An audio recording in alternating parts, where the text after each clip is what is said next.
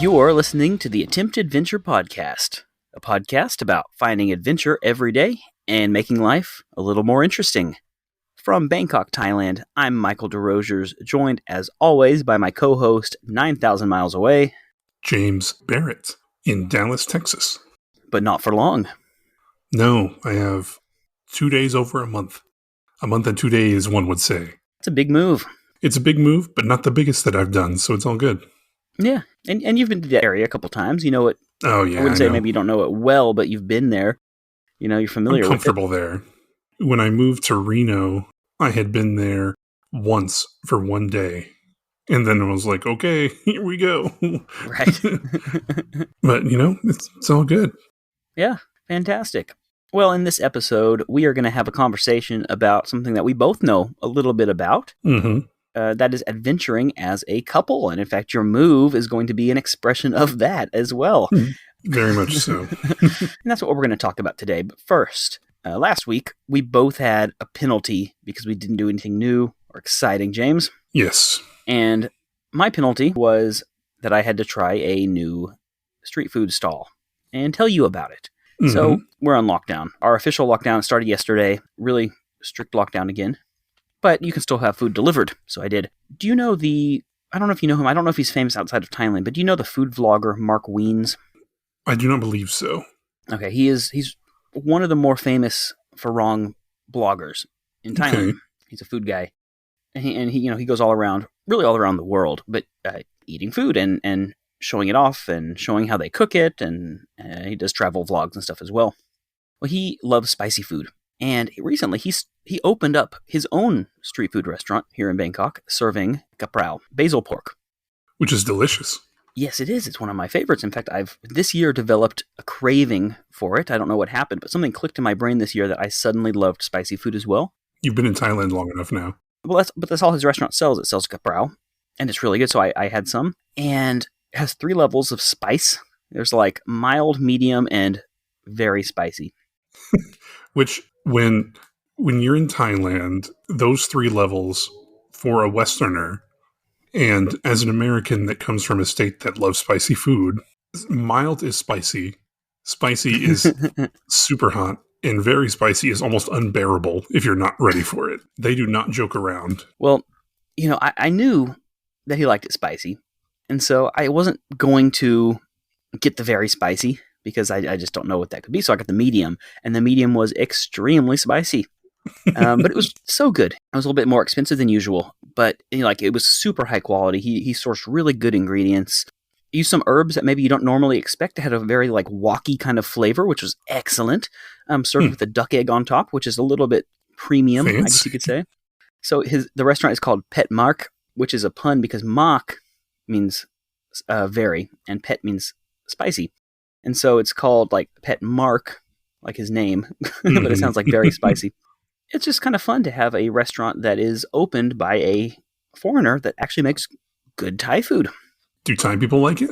Well, my fiance likes it, so that's all you gotta. That's it. That's all you gotta know. Yeah.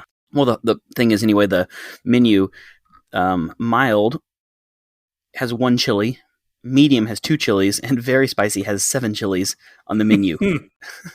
So it's I don't want to try very spicy. No, I'm afraid of okay. that.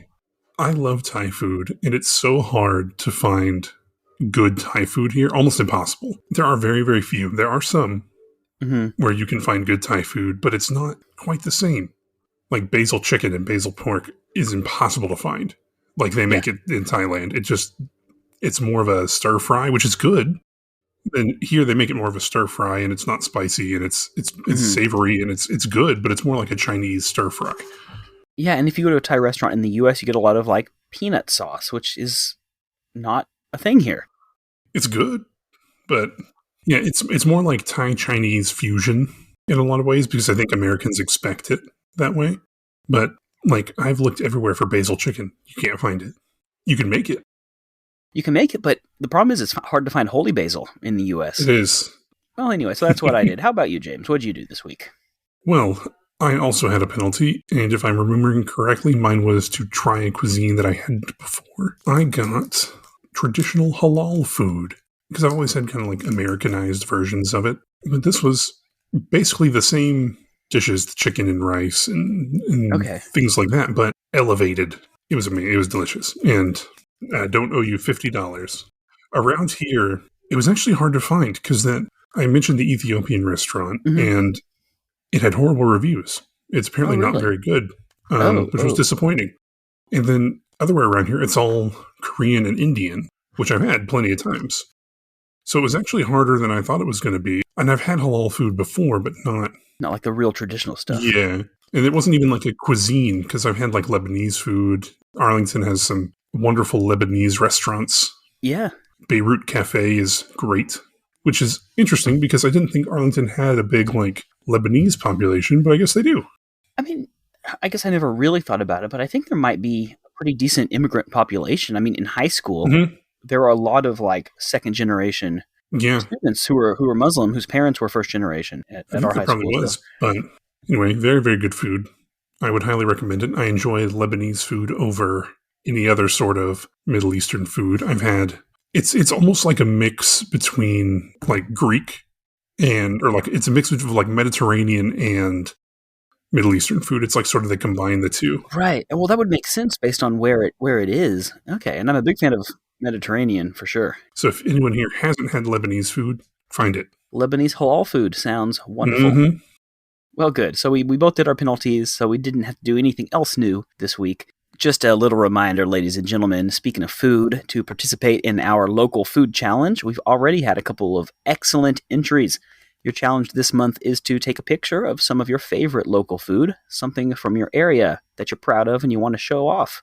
Send it to us. hello@attemptadventure.com, subject line challenge. At the end of the month, we're going to be talking about some of our favorites. You know, originally we sort of thought of the challenges as something we were going to do when we get like the first couple months, but like to launch the podcast. Yeah, but people seem to really like it, and I think we should just keep it going. Yeah. I like them. I do too. I think it's a lot of fun. Okay, well, let's get on to the show. Yeah.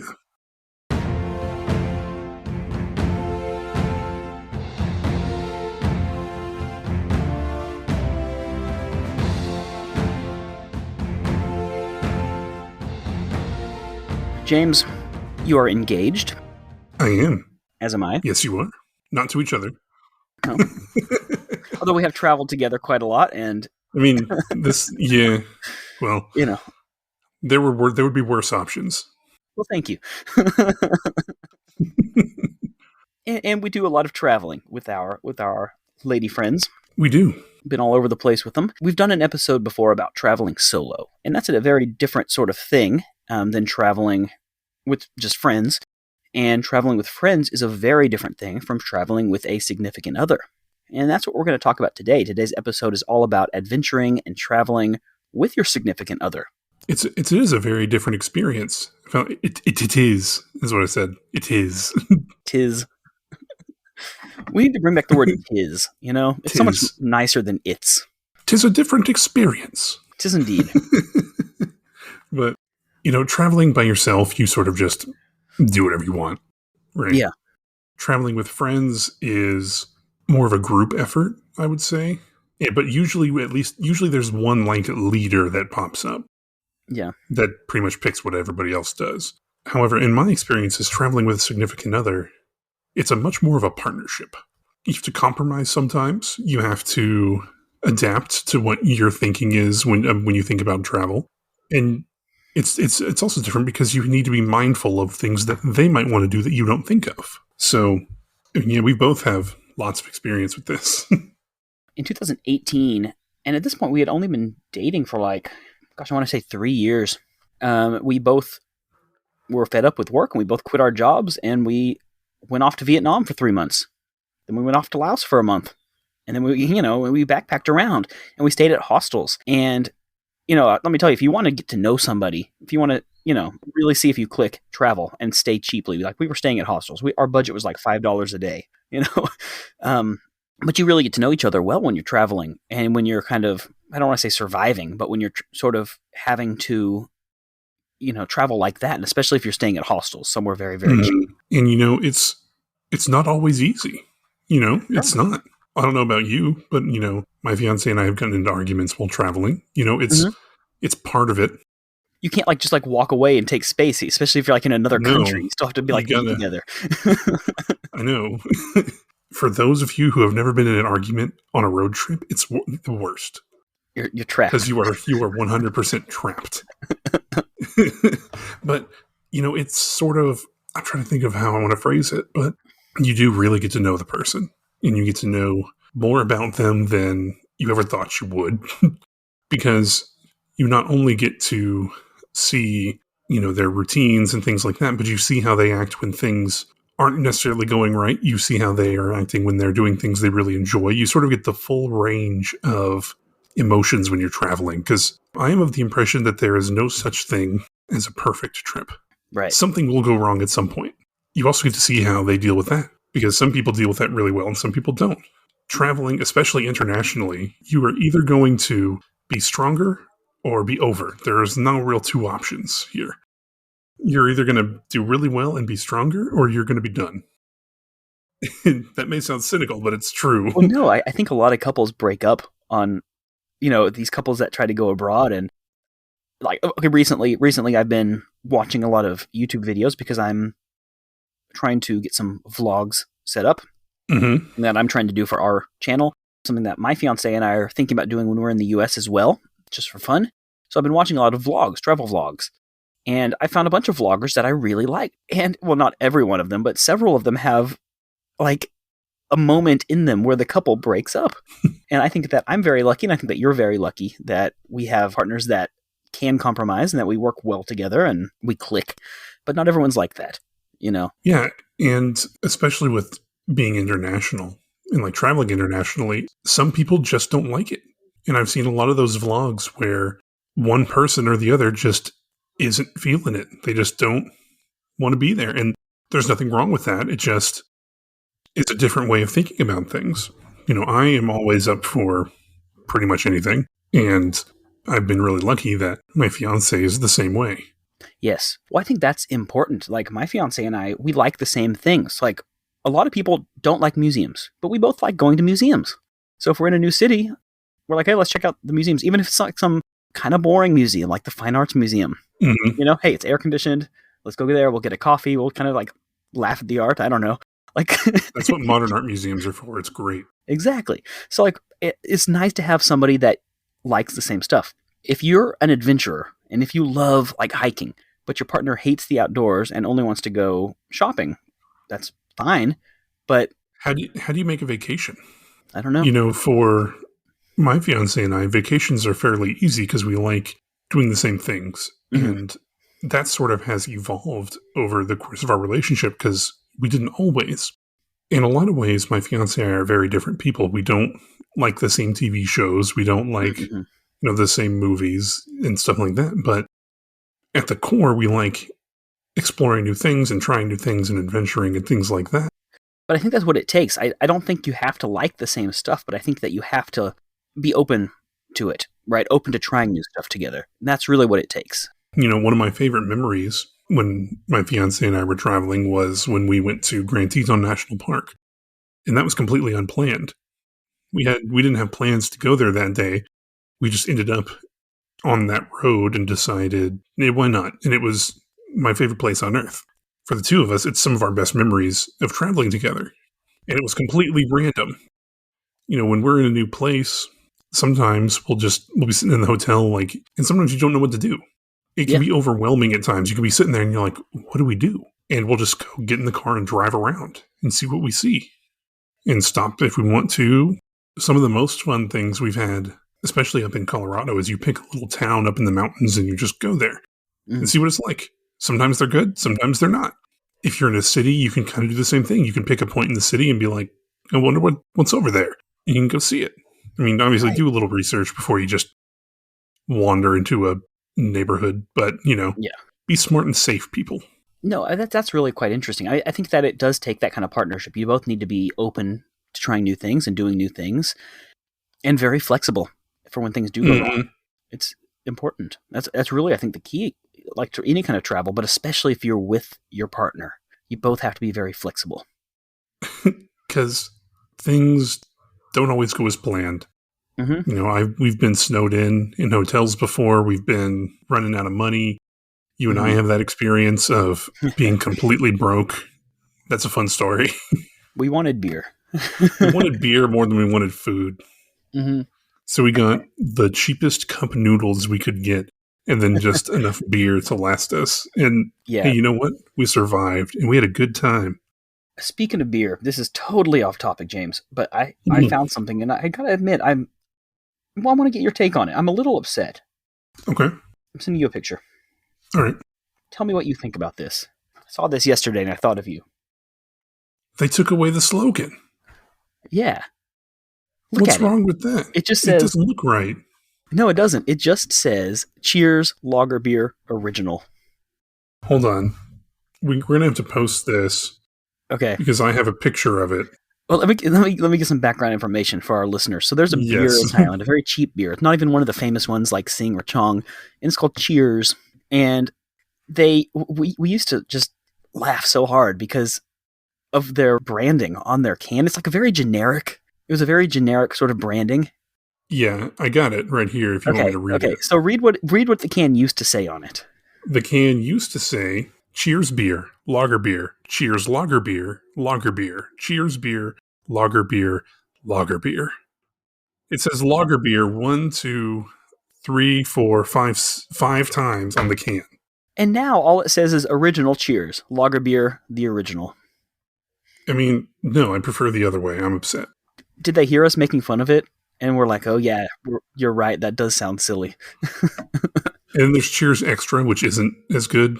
No, it's like 1% stronger, and that's it. It's like 5% versus 6%. Cheers beer is pretty good. It tastes like beer. Yeah, it's like the most generic beer I think I've ever tasted. Oh, yeah. I mean, it's like the Natty Light of Thailand. Right. It's like if you described beer to an alien who hadn't had beer, but you did a really good job describing what beer was, and That's what, yeah. they just made the most generic beer-flavored beer. I'm a Chong man myself. Second would be Sing. Then Cheers, probably, because I don't like Leo. Not a big fan. Yeah, Leo's a bit metallic, actually. It is metallic and it's odd. And it's not as cheap either. It's a bit too expensive for being like the third of the big three, Because let's be honest, it is the third. Out of the three, it's never, what do you like better, Leo or Chong? It's always Sing or Chong. Like, those are the two main ones. The answer is Chong. Yeah. Some of my favorite memories of that, this turned into beer chat. Welcome back to Day Drinking with Michael and James. That's an old joke. It's an old reference. Was when we were on Koh Larn and we were at the hotel and we just went to the 7-Eleven and just bought a bunch of the big bottles of Chong and just sat on the Oh, yeah. deck by the ocean. Because we were on the island, we could look out, we could see like the skyscrapers and stuff of Pattaya just way, way, way out in the distance. And, the sun was setting and it was a really nice evening. Yeah, the breeze was cool. Mm-hmm. It was nice. And then you could watch the squid boats. Anyway, so that's how we travel as a couple. Right. We're poor and we drink a lot of beer. That's exactly it. Yeah. That's pretty accurate. See? It's important to travel the same way. Illustrating my point exactly. Yeah. Whereas my fiance and I, we like going to breweries and things. We like finding new breweries. Sometimes we're just walking down the street and you're like, oh, look at that. And we go in. I don't know. It can be nerve-wracking the first couple times you travel, but you learn really quick whether or not you work traveling together or not. Sure. Right. Even on a short trip, even like a 4-hour car ride, you're going to know.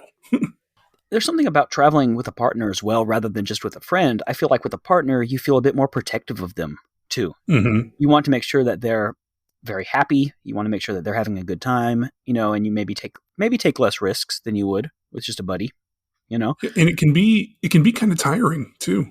Like but in a good way. You do end up very focused on making sure that your partner is having a good time. Mm-hmm. And you're not just doing whatever you want to do. For us, it's kind of weird when we go to another country. Like whenever we're traveling in Thailand, like she just takes care of everything. She talks to people and makes bookings and arranges stuff because I don't necessarily, I'm not able to do it as effectively as she would. And when we're in the US, I mostly take care of stuff. But when we're in a third country, it's kind of weird because we're both trying to rely on each other and help each other out. And that's when we really have to be more of a partner. Like if we're in the US, obviously I'm the one who's more equipped to know where to go and know what to do and all of that. Mm-hmm. And Thailand, vice versa. When it comes to trying to take care of the other person, make sure they're having a good time, it really depends where we are. And when we're in a third country, it's funny because we're both kind of trying to do that. And it's good. It's great. It leads to some really nice moments and nice times. But I think that's a thing that you wouldn't necessarily keep in mind. I mean, obviously you want your friends to be having fun when you're traveling together, but it's something that you don't keep in mind as much or don't need to keep in mind as much when you're just traveling with a buddy. Yeah, now here's a question. Do you like traveling with groups? It depends. I mean, not as much. No, I'd rather travel with one or a small group. Small group is Yeah, fine. for me, like 1 or 2 people. Like when you guys were here in Thailand and we went off to Ayutthaya, that was great. That's fine. Yeah, but like more than like 4 people is too much for me. Or like when you guys were here and we went to New Mexico, like that was fun. That was great. Yeah. So, but I don't like it that much. I don't like traveling with a big group. But it's also important to know that they want to do the things that you want to do and vice versa. Because I have been traveling with people that just don't want to do anything I want to do. Yeah, it's very tiring. They all want to go, oh, let's go to the bars. Let's go, shopping. Let's do blah, blah, blah, blah. And I'm just like, I don't want to do any of that. I would rather hang out in a cool place than like go to some random shopping center. Right. About going to bars, like if it's a really cool bar, a really famous bar, or something like that. Like if you're in like in Myanmar, we went to the Strand Hotel and we had a famous beer at that classic hotel. I'll do something like that. But if I'm traveling, I don't want to go to bars. I don't want to go to clubs because it's expensive. I'd rather just get a beer at 7-Eleven and come back to the hotel and just hang out and chat. That's more fun to me. I certainly don't want to go clubbing when I'm traveling. No, and that's especially not now against that I'm anybody 30. that does, because a lot of people do, and there's a place for it. But I'm the same way. I like going to breweries. I don't really like going to bars unless, like you said, that they're cool, or like that jazz bar we went to was really cool. Oh yeah, Saxophone. Shout out to Saxophone in Bangkok. It's a lot of fun. Check it out. Yeah. You could sit in weird positions. Mm-hmm. Like up on a balcony and... Except, yeah. It's great, though. Live music every night. Really, really good. A lot of fun. Good drinks. Mm-hmm. Little pricey, but, it's fine. Yeah. Pricey for Bangkok, but not for, like... anywhere else. International standards, yeah. No. Or, like, if there's like you said, a famous hotel or famous bar or something like that, go check it out. It's a lot of fun. Mm-hmm. But I'm not going to go to some random bar just to go to a bar. It doesn't... Like you said, I'd rather go to 7-Eleven and get a beer and do nothing. Yeah. Because I'm also of the opinion that you can have fun while traveling while doing nothing. Yeah. Especially if you're with a partner, Mm-hmm. You should be able to hang out and do nothing and still be happy with a partner. Like that's a mark of a good relationship. Right. Because on every trip, depending on how long it is, but I would say anything over like 4 days, you need like a rest day in there. Right. Even if it's just like an afternoon, like a half day where you're just like, oh, I'm tired, let's go hang out. And go do stuff in the morning, and then you go grab some beer and just go hang out. That's fun too. And I feel like people push themselves. They feel bad if they're not doing something while they're traveling. And I found that a fun way to travel, for me anyway, is... You wake up early, you get something for breakfast, and you go out and do your stuff early. It's better for everything. It's better for people, traffic, whatever you want to say. It's better. Go do that. Usually doesn't get as hot. Yeah. Get some lunch. Do something after lunch, and by 4:00, you're free for the day. Right. You've done your plan for the day, and then you can do whatever you want that evening. If you want to hang out and watch a movie, you can hang out and watch a movie. If you want to go check out a bar or a brewery, you can do that. But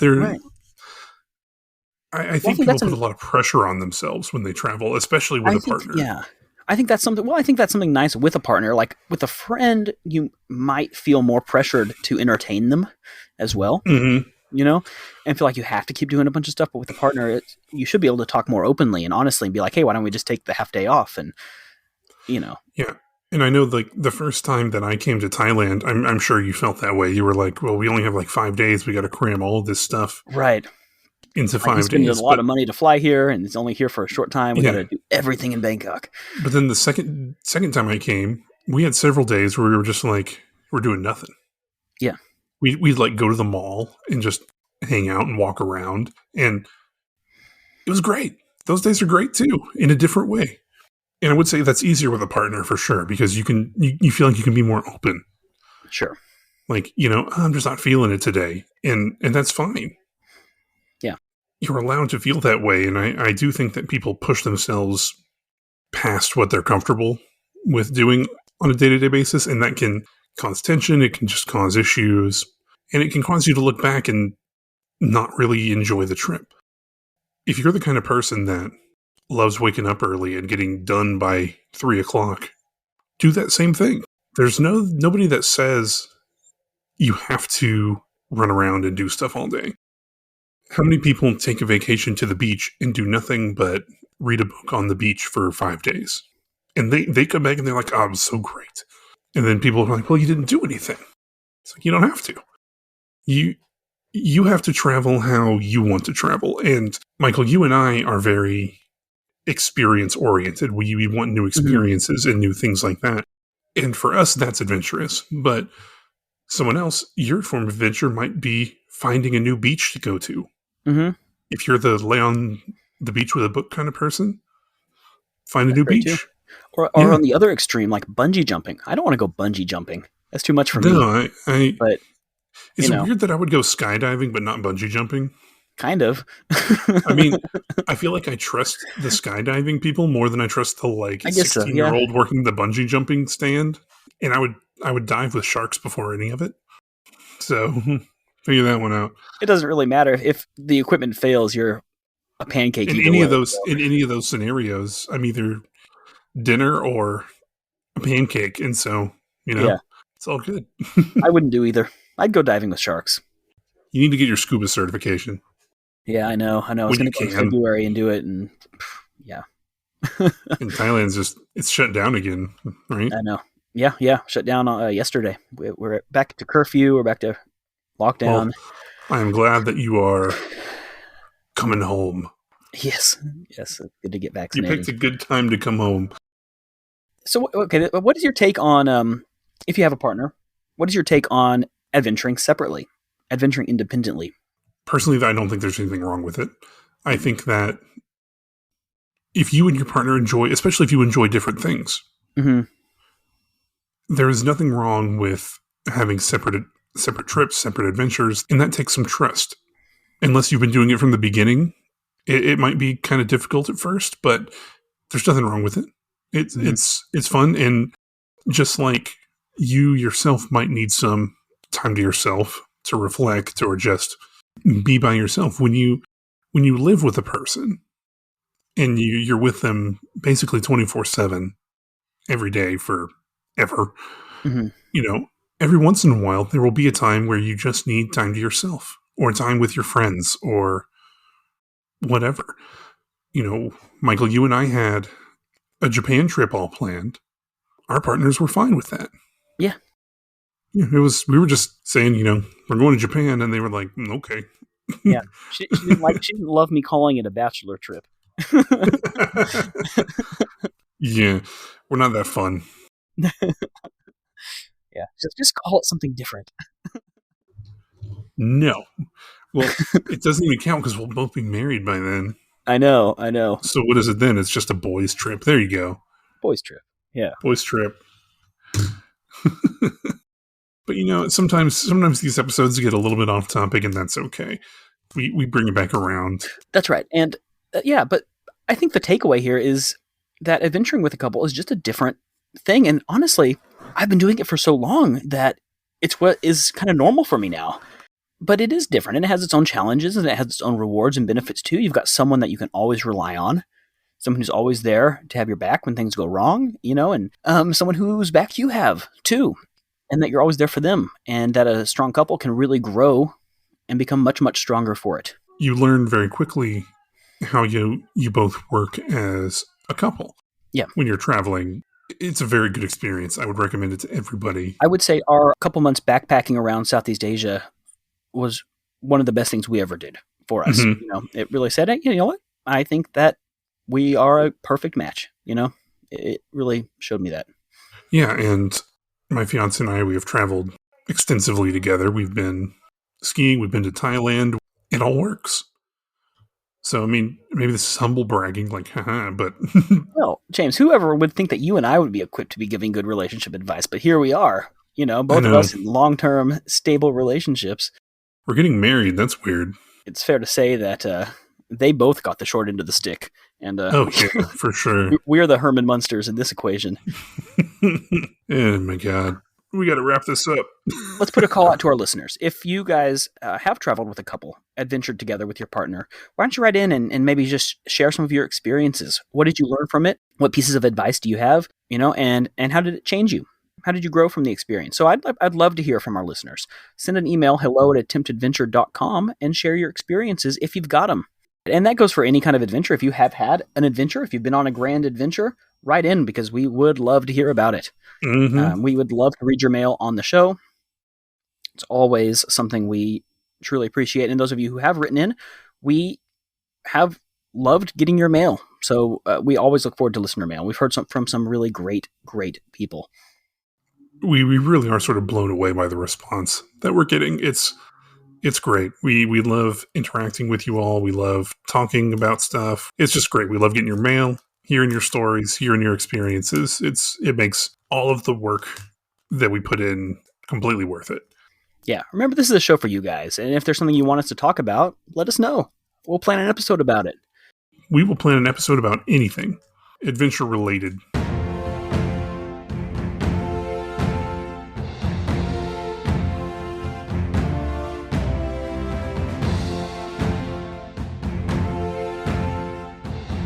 Well, it's time for our favorite segment, Adventures in the News. And this week, it's my turn. And I've got a story for you, James. I don't know how much you know about bird watching. Not a ton, but Do you know what a big year is? no. So a big year is when bird watchers compete to see who can identify as many species of birds within a single calendar year as possible. So people are serious about this, and they will traipse all around the continent for an entire year, documenting as many types of birds as they can. So I have this article from Audubon, and it's about the very first ever big year competition in Colombia. And it says 1,158 bird species, 7,500 miles, 1,000 cups of coffee and counting. Meet the couple during the first ever big year across Colombia. So anyway, we have this couple, and they're traveling all around Colombia. They're trying to take pictures of as many birds as possible in this year. And so they're on this mission. They've already seen well over 1,000 bird species, and they've taken photos of them and documented them. So it's an adventure, and it has a goal. And I like that. I like when adventures have a goal. Mm-hmm. Like there's when I travel, I like to have a checklist of things I want to do, experiences I want to have. It kind of helps me organize. So in this one, their whole purpose is to plan around where they're going to go to see birds. And apparently there was a movie, Owen Wilson, Steve Martin, I think Jack Black, and they were competing together. And it's called The Big Year. And it's about this. I haven't seen it, but it could be funny. It's got Jack Black in it. I'm probably going to like it. All three of those guys can be very funny. So yeah, you don't usually see them together, which is kind of a nice combination. I don't know. I don't know if it's good. I don't know what the reviews are. I just know that it exists. So it might be fun to watch. Anyway, so that's my article. It's about bird watching. It's a bit too intense for me. I like birds quite a lot. Yeah, but I've never gotten into bird watching. You know, my grandmother really liked it. But I can't. I look at it and I'm just like, oh, that's a cool bird. But bird watching is, I guess, intense because it's super detailed. Right. It's way more than, oh, look, a bird. And if you're doing a big year, you're going to some really remote, maybe even dangerous places just to see a bird. Mm-hmm. And honestly, I think that's really cool. I really respect it. Oh, yeah. I have a lot of respect for that because I wouldn't do it. Yeah. But like, hey, we're going to go traipse into this jungle for 2 weeks to see a bird. Hopefully to see a bird. Oh, yeah. You don't even have a guarantee of seeing a bird. Oh, man. But it looks really neat. And so anyway, I just thought the article was great. It's about this couple traveling through Colombia looking for birds. And so also, listeners, if you've done a big year, or if you do bird watching, or if you have experiences like this, why don't you send us an email as well? We might even want to have you on as a guest for the show. hello@attemptadventure.com. I'm all about, I guess the best way is alternative adventures. Things that don't fit that classic mold of mountain climbing or whatever. Planning a trip around sort of a almost arbitrary thing, I think, is super cool. I don't know how to phrase it exactly, but I love it. Yeah. Like going to find, say you take a vacation to, I don't know, Nebraska, and you decide you're going to find the best donut in Nebraska. And that's your goal. Yeah. It's kind of offbeat. It's kind of quirky, but it gives you a goal, and it kind of gives you a story, right? And it gives you a plot to follow. On a more traditional note for that, it's kind of like seeing the Northern Lights. People travel to, Iceland and Norway and all those places with the only purpose is to see the Northern Lights. You go there and you have to fill up time somehow. So you end up finding all these cool, crazy things, and there's no guarantee you're going to get what you came for. Yeah. Yeah, but at that point, it's not really about the Northern Lights. It's not really about the birds, is it? It's about the adventure and the... It's like the people that climb Everest, but they don't get to summit, which is, again, not a guarantee when you climb Mount Everest. A summit is not a guarantee. A lot of people climb all the way up and don't get to the top. And at that point, you have to look at it, like you said, as the experience, as the journey, rather than the result. Yeah, that's cool. I like that. I wouldn't personally do it, but I like it. No, I think the fact that it's a year, it's a huge investment. If it was a big week, that'd be fun. I'd Maybe someday we can do a big week. Maybe we can many birds. Yeah, we choose one state, maybe a smaller state. Maybe we choose like Oklahoma, and we do a big week. We drive around Oklahoma, documenting as many birds as we can. That would be more doable. But a year is a big commitment. Inexpensive. Yeah, well, I think you got to be pretty well off to do this. I think it is a very expensive experience. Bird watching is kind of a rich people hobby. Have you noticed that? Kind of, yeah. Because you need a lot of gear, and it doesn't reward you in any way other than just like, oh, that's a cool bird. It's like camera equipment and like huge telephoto lens, which can cost like $1,000, $2,000 for a really good. Maybe lens. If you're like the old school one and you just got a binoculars and you just like have a notebook. But now it's more about photography and things like that. Because I think the whole thing is like anyone can get a notebook and say they saw all these birds. I want to watch that movie. Ladies and gentlemen, thank you again for listening. We appreciate each and every one of you. You can contact us via email, hello@attemptadventure.com, or click the contact button on our website. Fill out that form, and it comes straight to us. You can find us on Facebook, Instagram, and YouTube, all at Attempt Adventure. You can visit our website, attemptadventure.com, or check out our kind of light Twitter at AttemptPod. Don't expect too much just yet, but we'll get on there. Yeah, I don't know. Actually, I went on to get on this week, and we've been locked out because I think I forgot the password, and the account has been frozen, and I'm not quite sure how to get back into it. I know it's possible. In other words, maybe don't check out Twitter just yet. There's nothing on it, and we can't get into it. So that's right. So we'll let you know. One for now. Updated on that. Yeah. The next time we mention Twitter, we'll be back on Twitter. Yeah. Definitely check out our website. There's all the blog posts on there. There's some extra content on there too. You can find videos, some of Michael and I's first forays into content creation. I'd like to say that for last week's episode about temples, I have put a blog post up on the website about the 9 temples that I recommended, along with pictures, prices, locations, and all of that good stuff. So if you enjoyed last week's episode, check that out. And until next time, keep adventuring.